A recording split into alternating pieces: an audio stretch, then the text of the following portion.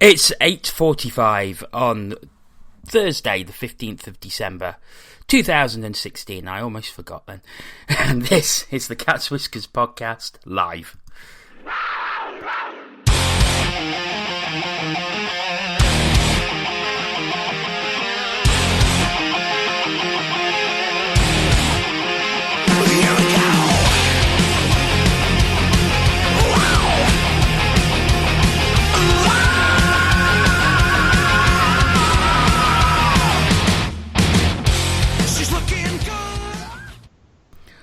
Hello and welcome to tonight's Cat's Whiskers podcast. My name is Jono Bullard. Joining me are Paul Balm. Hello. And Tina Taylor. I'm still going with it. Hiya. We'll be looking back on Panthers' Challenge Cup victory over the Braehead clan on Wednesday night. The other Elite League results and news, including the DOPS decisions from this week, before we look ahead to Saturday and Sunday's games, away to Belfast on Saturday and at home to the Cardiff Devils on Sunday. So first, Panthers took on the Braehead clan on Wednesday night in the second leg of the Challenge Cup quarter-final. The first leg in Glasgow last Thursday finished 3-3. Panthers came away with a 3-1 victory for a 6-4 aggregate victory, which will see them take on the Sheffield Steelers in the semi-final. In the first period, Robert Farmer scoring on the power play. In the second period, Alex Nikiforuk with a great goal before Nikiforuk scored again on the power play in the third period. Scott Arson with a consolation goal 1 minute and 21 seconds before the end, while Mikhail Zajowski was lifted. So, Tina and Paul, like me, you were both at the game. Not many other people were. Yeah, well, we'll come on to that. Come on to that shortly. But Paul, I'll start with you. Fair result? I think so, to be honest. Yeah, I mean, it wasn't exactly a classic, but then, it was never going to be, not with, the number of players that we'd got short. But I was quite surprised with the way that Braehead, I don't know, that to be honest, I expected more of them. I know that, they've been in a, almost as bad a sort of run of form as we have, but I just expected a bit more life, a bit more spark in what was essentially, a one-off tie. Tina, your thoughts on that result? Well, I think there's a couple of things that did the clan in, really. They're like us, inability to attend an away fixture on time, and the lack of discipline. I think that was the story of the clan's night, really. I mean, there's maybe one penalty somewhere in there that they could feel a bit hard done by, but generally speaking, I don't think the officials got a lot wrong. So I think that was really what did them, to be honest. They just lost it in the end. And I mean, to be perfectly honest, we were, me and my gang, we were treated to some absolutely stunning theatrics from Ryan Finity again. So that kind of made my night, to be fair. Yeah, we heard from you during the game that he was refusing to send a player to the box after Stefan Hogarth, the referee, called a too many men player. There was a heated discussion. So just give your views on that as you witnessed what was going on. I mean, I'll be honest. I mean, I didn't really notice the actual penalty. I didn't know. There was a whole flurry of activity. There were guys coming on to the bench and getting off the bench and what have you. And I think Andy Hay was actually sort of shoehorned into Panthers Hockey Live commentary last night as well. And he I think one of the tweets he sent out, which I read afterwards, it said Braehead genuinely had 8 men on the ice then at that point. So you can't really argue with that. And bawling and screaming at the referee is not going to change his mind. I mean, he's not going to change his mind anyway because he's made the call. The linesman, as I recall, it's the linesman who sort of count up the players, and the referee will call the penalty. It's not going to change anything by yelling and screaming, but that's exactly what he did. I mean, I think the penalties were, sort of heavily in our favour. I think we had we had 3 penalty kills. They had something like 7. So there was a fair bit of indiscipline. But that particular incident, he can't have had any complaints. I mean, his general complaint was, that guys were kind of getting on at the same time as other guys were coming off. But referee's having none of it. He's having a very heated discussion with him. And when everybody's just trying to settle in for the next face-off, there's still nobody in the box. And so one of the linesmen came over and said, "Finner, I need somebody in the box. I need somebody who's on the ice to go in." And he's just stood there shaking his head at him. So I thought, we're going to have an issue here. I thought, I think the officials would have been well within their rights to send Finnerty off the bench that night, but they didn't. Instead, rightly or wrongly, they took to ridiculing him for the rest of the night, which they decided to react with a sense of humour instead of sort of going by the book, as it were.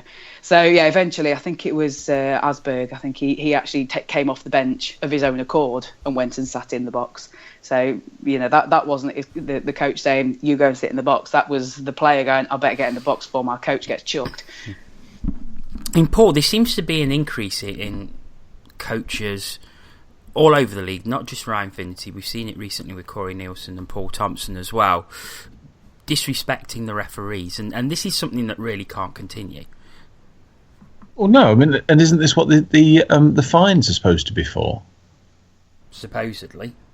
Suppose if that you can go on Twitter and say, "Oh, look, this goal crossed the line. We told you like that on the night," and seemingly, although something might be announced.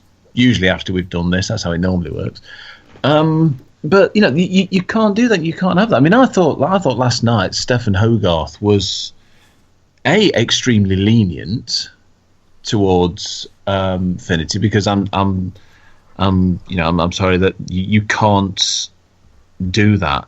And he also, I think, for the first time in a long time, I watched him, but at one point you could tell he was getting visibly frustrated with the Braehead players.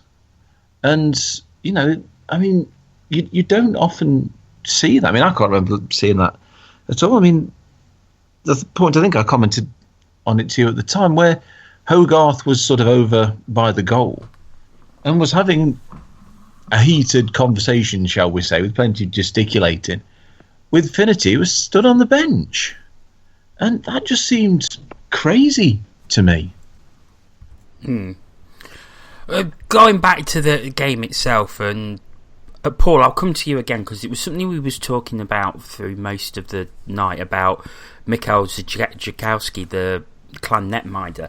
Looked incredibly shaky, was not holding much at all, but saved 41 of the 44 shots that were put on him. Yeah, I mean, he didn't. I mean, I think there was about 10, sort of the first 5-10 minutes of the second period, where if we'd have been a bit sharper, we could have had 4 or 5. He was dropping stuff. He was not sort of making a good contact, not making the good catches, and was just sort of almost sort of riding his luck for a bit. But I mean, there was that one that he just waved his arm at, and I think it just happened to hit the sort of the bottom of his glove, as far as I could tell from where we were. But I don't suppose you can play. I mean, is it a sign of how out of sorts our forwards are? Maybe, possibly. But Tina at the other end, Mika Wietman was outstanding, and considering the lack of bodies that we had in defence, I thought the defence played extremely well last night. I would totally agree with that. If you sort of put the shots on goal in comparison, it was 41 to 26. So, yes, our forwards probably need to be a bit sharper, because, 44 shots. Paul's right. We could have had a lot more. I think there were quite a few going straight at him, and there were quite a few that he was sort of sending off into the corners, and there wasn't a Panthers player there to go and pick it up. But yeah, our defence team defence, I mean, you know, we haven't got much of a defence to speak of because they're all injured. But yeah, our team defence did seem to be pretty good. You know, limiting shots on goal on Micah Wheatman to 26 is pretty darn good when, you know, you're very limited at the back end. So, you know, you have to, you know, give a little applause there to the performance there protecting the netminder. One of the big talking points of the night was actually off the ice, and that was the attendance in the NIC.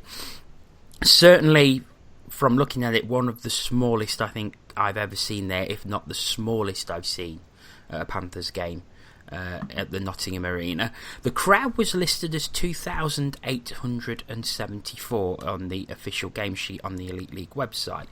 Paul, I don't think there was that many there. In fact, I think there was a lot less. I would estimate less than 2,000.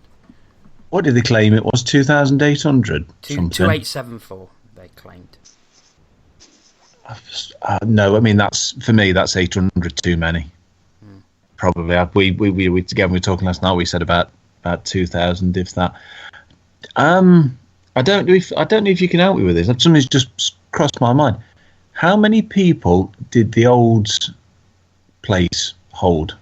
About 2,800? 2,800 officially. Yeah. Well, so yeah, it was like Japanese commuter trains where they used to push people on. Yeah. Yeah. So, is this a slightly desperate attempt to say we'd still got more people than the old place used to hold? Because they weren't. I mean, there's no way. There's no way there were 2,800 people there. No way at all. No, Tina. No, I'm not having that either. I looked at that today, actually, earlier today. I looked at that figure and I thought, because there's some of the blocks that didn't even have like 100 people in, and I would have been I would have been, you know, I could have believed it more if it had been less than 2,000, but definitely not more. I mean, it's there was. Sorry, go on, Tina. Go on. Sorry. Yeah, no, sorry. It was. I will. You know, one thing I will say is that, you know, there was. I don't think there was much less noise. To be perfectly honest, I think there were a fair few enthusiastic folks in there who were, you know, trying to make the difference. So it was, you know, pretty good to see that the people who were there were trying to make a good showing of it. Yeah. What does that tell you about how much of our crowd are people who are just there for a bit, you know, a night out? Well, I don't know. They weren't there tonight. Yeah, you know, they weren't there last night. The thing I will say is there are quite a few season ticket holders I know that didn't go. And, you know, I tweeted it during the game, you know, it's coming up to Christmas. There is growing apathy in the fan base and growing apathy towards the Challenge Cup. And you know, maybe one of the things that, you know, we're probably going to move on to chat about is the fact that, fine, we're going to win a game, beat the Clan, and the Steelers are waiting for us. So it's been nice to see the wins that we're stringing together, but I don't know if we quite have the confidence to get past the Steelers in the semis. So I think that could have compounded the issue, unfortunately. Yeah, I mean, just replied a couple of things Tina said there. I've also got a growing apathy towards Christmas. And it's a good job that that's going to surprise people, isn't it? And it's a good job that they delayed the face-off for 15 minutes to get everybody in. Yeah. Wow, you know how it is. You know how it is. You mentioned Steelers there, Tina, and we've got them again in the semi-finals. The third year on the trot that we play the Sheffield Steelers in a two-legged semi-final. Who'd have thunk it in a random draw? In a random draw that nobody saw or witnessed, apparently. That's the one. Yes, that's the one. But if the league holds a random draw and nobody sees it, are they still pulling their balls out? So Steelers again in the semi-finals. We all know what happened last season.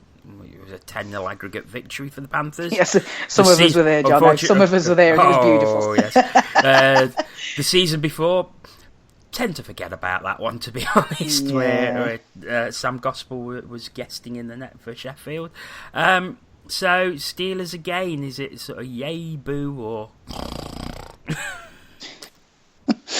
Wow, that was a noise and a half. You want to try sharing a hotel room with him? No, I don't. Get that for hours on end. Yeah, that's cool, that one. So yay, boo. I can't wait. I can't wait to play Sheffield again. Yeah, I have to say, my enthusiasm for it. I mean, there's a couple of reasons. I mean, I've touched on it already. You know, I think the run that we have had so far this season doesn't give me much confidence that we're going to get past them. Unfortunately, you know, I mean, even before we get to the cup draws, we're going to be playing them twice over Christmas. So. Yeah, I can barely contain my excitement, to be honest. Yeah, it's Groundhog Day again, isn't it? You know, we play them so many times in a season. All I will say is I will put in a special request is if we can have the Sheffield leg at Ice Sheffield. Wonderful, I'll be there. I'll be there for that. Thank you, please. Yeah. Yes, I'll be there for that. Just for posterity. Yeah, just to go. Oh. All right, we will move on, but we've just staying quickly with Braehead Clan. We've had a tweet from Chris Lovell, who's a listener to the show, tweets in so many times, and he's asked us. He's unsure if we've seen it, but how pitiful are Clan's PR using Rod Stewart's name this week, and are they being serious?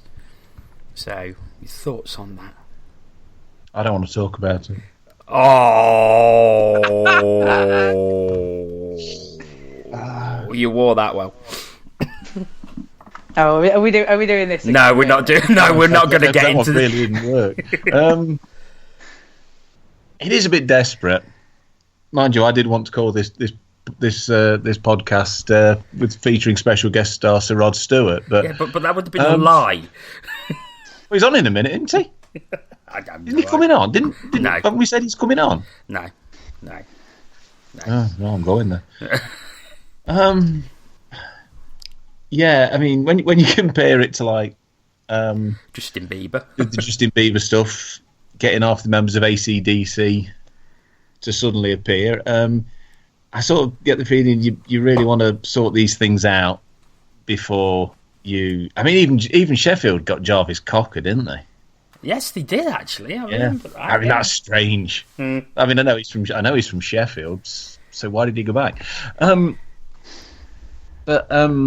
Yeah, I mean, sort these things out. Have these things in hand, and then tell the world. Don't start going, please come, please, Rod. You know you're sort of Scottish, really. And did you see Liam Stewart's reply? He said, "I don't think he'll come, but I'll have the shirt." Yeah. Yeah, while you're at, but seeing as you've had it made up.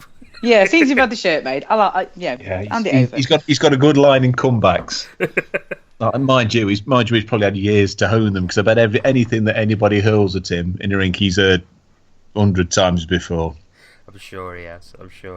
Okay, going on to the other results from Wednesday night, and an interesting one.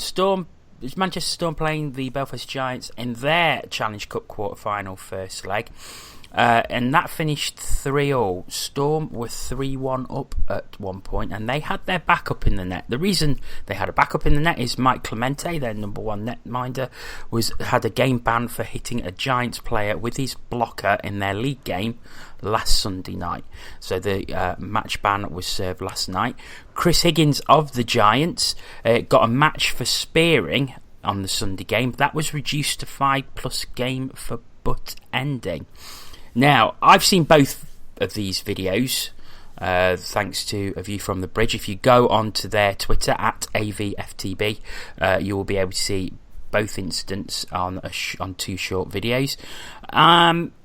I think, to be honest, fair enough. I think Dops actually got that right. Clemente definitely lashes out with his blocker, and the rules do state if a netminder uses his blocker towards the head or neck area of an opposing player, it's an automatic match penalty. The Higgins match penalty for sparing wasn't sparing. It was butt ending. I think the Storm player sold it a bit. And I think that's fair enough as well. But, I mean, I don't know if you guys have actually seen the videos. But, yeah, what's your thoughts?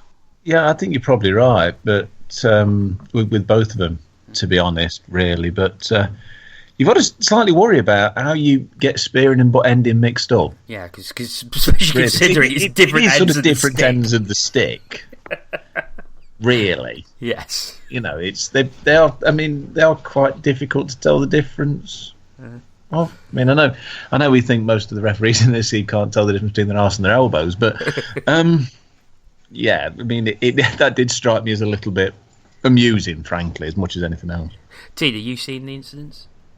Well, yeah, I have, and the one thing I want to point out is the fact that I've seen them because they've been tweeted out by A View from the Bridge. Why haven't we seen them from Dops? This is just another.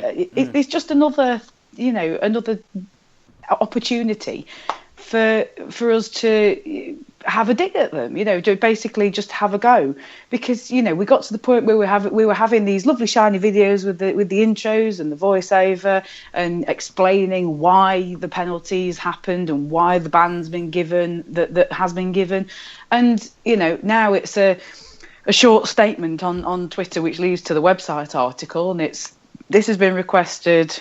And and then it comes back after it's been reviewed. This is the ban that's been given, or this is what's been rescinded. That's it. Move on, and you don't actually see anything of it. So, it's great that A View from the Bridge have got the access that they have to these videos. But why are we not seeing this from Dops? Yeah, I think that's a very, very good point that you make. It started very well with video explanations, but for some reason they seem to just stopped producing them, which is a real shame, because at least with the videos you got an explanation, you got to see the incident, you got to see it slowed down, and why now move back? Why regress? You had something, the majority of fans liked it.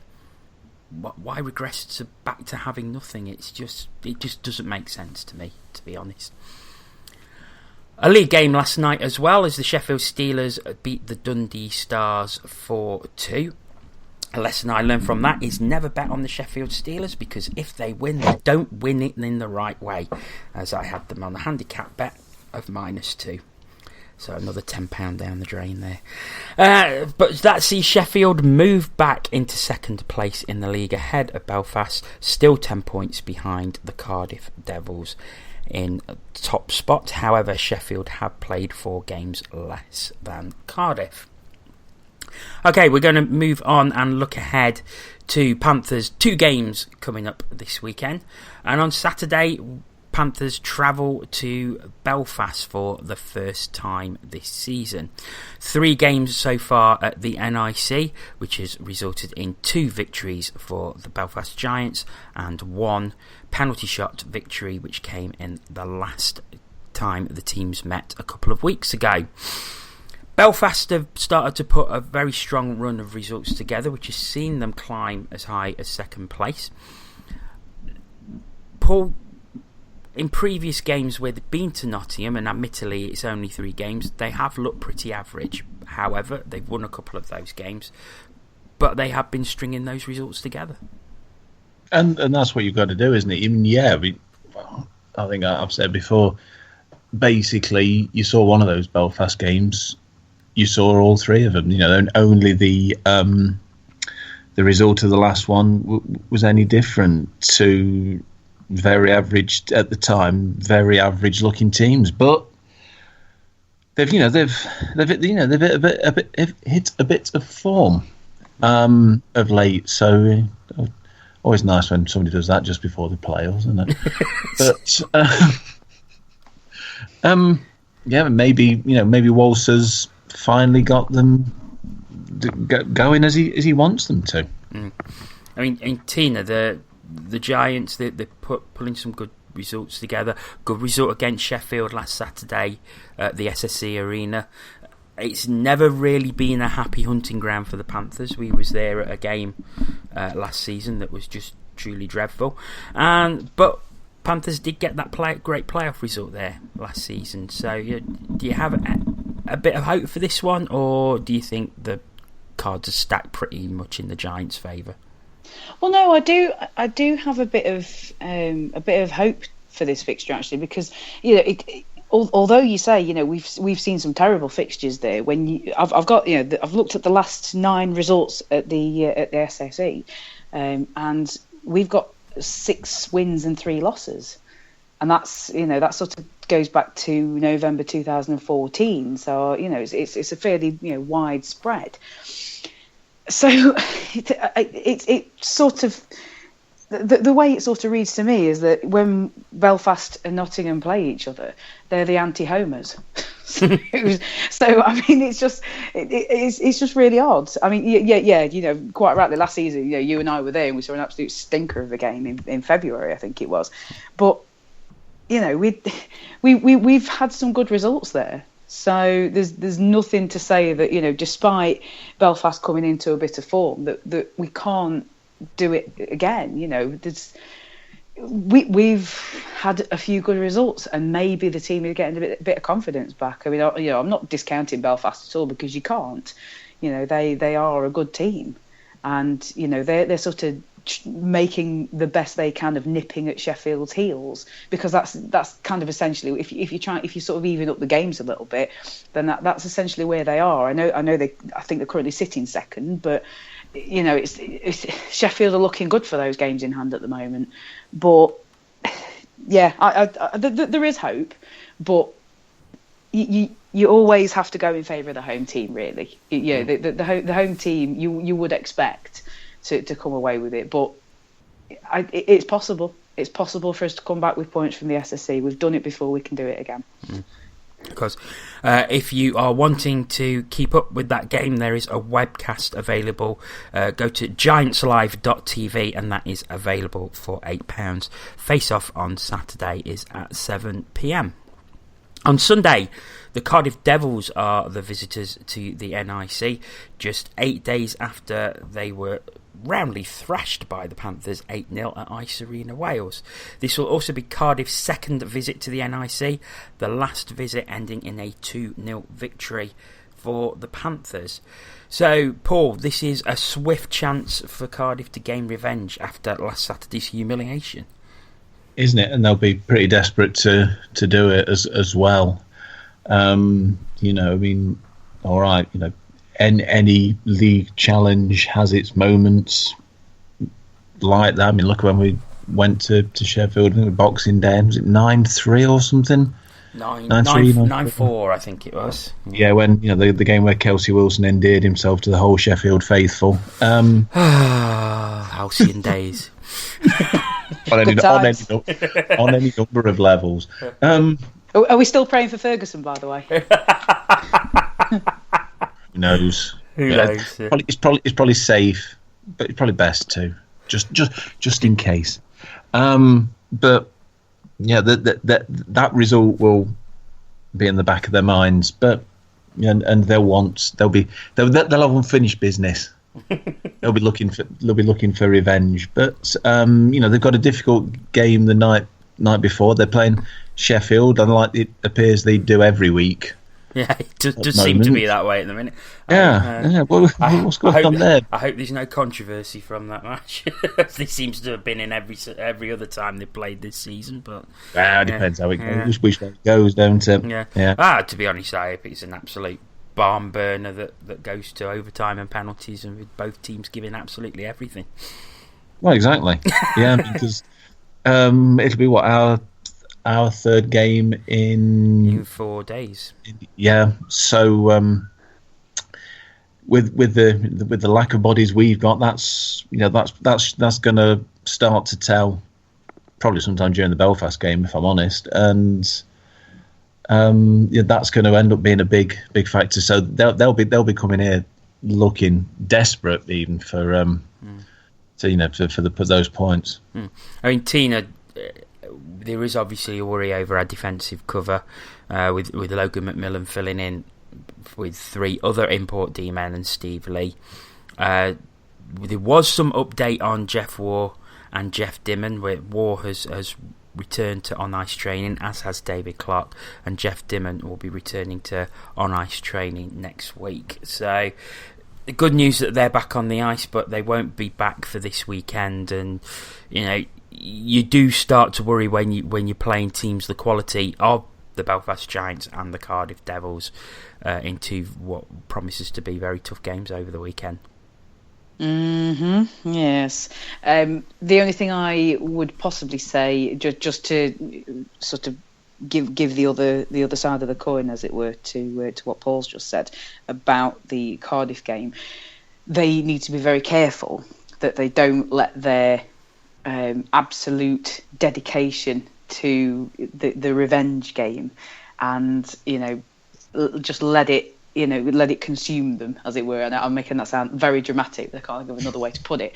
So they need to make sure that they come and play their game and not come and play the game that they want to play to absolutely destroy us, to sort of get us back for what we did. Because if they do that, then chances are they're going to make mistakes. And if they do, obviously I'm hoping that they do. So we can get in there and grab another couple of points that we could really do with. So yeah, they just need to be very careful of that. And if they've got any sense, they'll draw a line under it. They'll move on, because it's a loss is a loss, and they just need to come in and play their game. Again, hope they don't, but whatever. I didn't really mean that they'd be coming in looking to sort of thrash us. That they'd be coming in looking to play their game and get the points. Yes, they'll have moved on. They'll put that behind them. It's what good teams do. So, but it was just that they'll want to come here and win, which they probably did anyway. We've had another question from Chris Lovell, and he says, do you think the Continental Cup forcing these 3-game weekends has ultimately hurt the team this season? He says, am I right in thinking this is your second 3-game weekend in a row? Well, we have had sort of 3 games in 4 days this weekend. I think last weekend we had Thursday... What was it? Thursday, Friday? It was Thursday, Saturday, Sunday. Yeah. So Panthers were advertising that we had a very heavy schedule in December. So do you think the Continental Cup has hurt us in that way, in the fact that we've had 2 3-game weekends in the Continental Cup plus the 3-game weekend in Scotland at the very start of the season?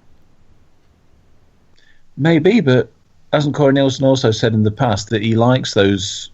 The reason that we have those 3-game Scottish weekends is because that's what he prefers. Yes, because it's less travelling throughout the season, isn't it? Yeah. And I suppose, to be fair, the 3-game weekend at the start of the season, at least we had a pretty much full squad for that one. Yeah. But, I mean, you look at what we were saying earlier about fixtures. We've had those 2 weekends out, and yet, how many more games than Sheffield have we played in the league? Yeah. I mean... Sheffield seem to be behind everyone as well, and that's obviously something for the schedulers when they're drawing up the fixtures in the close season. But to be honest, the fixtures are going to get very interesting in January, because obviously we have got the Continental Cup, we've got the existing fixtures, and now we've got to try and shoehorn 2 semi-final Challenge Cup fixtures against the Steelers in there somewhere. So January is going to be a bit of a grueler, I think. Yeah, absolutely. Okay, so Sunday, Cardiff. It's 4 p.m. face-off at the NIC, and good seats still available for that one according to the Panthers website. So get down if you can. Of course, there will be no webcast for that game. Okay, I think that pretty much wraps it up for this edition of the Cat's Whiskers podcast. So all that remains to be said is thank you very much to Tina Taylor, TTFN, and thank you very much to Paul Balm.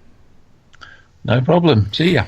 And we will be back on Monday, looking back at the weekend's games, and so we will probably have our last shows before Christmas. I think we'll be taking a break Christmas week because of the amount of games that we've got and just having a chance to shoehorn some podcasts in. So we will get something out if we can, but we're not promising anything for Christmas week, so we may just have a week off and then come back all rearing to go in the new year. So thank you once again very much for listening to us, and we will speak to you on Monday.